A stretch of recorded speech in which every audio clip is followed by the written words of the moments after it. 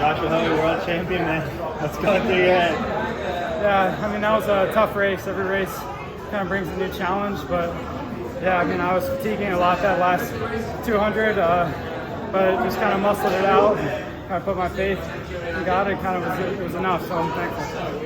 How does that feel to be a world champion? It's really nice, just being able to give back to the people that have been supporting me, my family, and coaches calling me between every round and giving me encouragement, so it's just really nice to be able to kind of show them that it was all for something and that we can have an even new launching point for outdoors.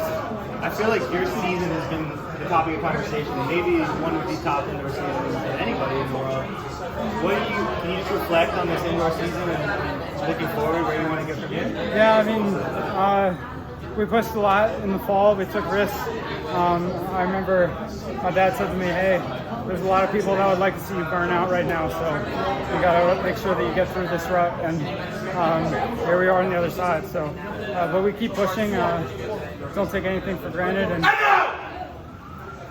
get ready for outdoors. So. What were your thoughts when Brandon took the lead at 400? Yeah, I figured I'll try and gauge, see his momentum, and I saw him kind of take the lead. He started to slow down a bit, so I figured I'd challenge him, kind of make him work if he wanted to keep the lead. So he ended up kind of giving it back, and then it was just a fight for the last 200. So yeah, I had a lot to kind of make up there at the end, but it was all right. Did you realize how close those guys were in the home straight to you? No, but I felt myself fatiguing a lot, and I felt myself wishing for the finish line, which I kind of then corrected myself and was like, run through the line because someone might be coming. So I actually didn't know if maybe I'd given it up at the end. So yeah, I was a little nervous after the race ended, but it was all right. Have you had that feeling in a race this year yet? No, but I've had that before, and I was kind of trying to prepare. I ran a bit faster yesterday because I was figuring if I could kind of get fresh for today, I might be able to really rip it again, but I didn't quite have it, so I don't regret that.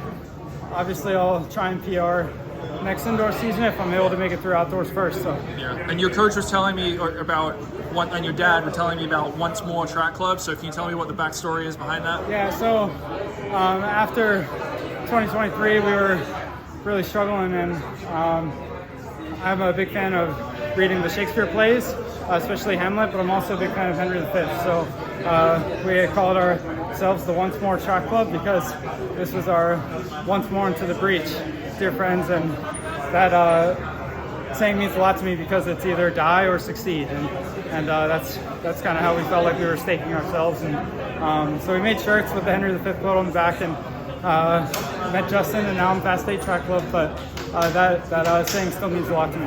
Yeah, I heard your brother made the shirts and gave them out on your birthday. Is that right? Yeah, that's true. Yeah. And who came up with that idea for the quote? That was me. Yeah. You. Okay. What inspired you? Like, what made you think that year is kind of the year I need to have this saying and that sort of thing? Because I was really, really struggling and mentally going through a lot. I was really depressed, and so I kind of just needed something to inspire me. It felt like things were over, and I just remembered that saying where it's like it can either be over or you can go challenge it once more again. And so that was our feeling going in. That's Congrats, Josh.